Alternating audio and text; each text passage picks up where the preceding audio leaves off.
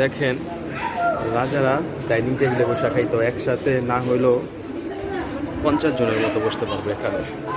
দেখেন, এই দেখেন কত বড়, একসাথে প্রায় 50 জনের মতো বসতে পারবো। রাজারা এইভাবে খাইতো সবাই মিলে।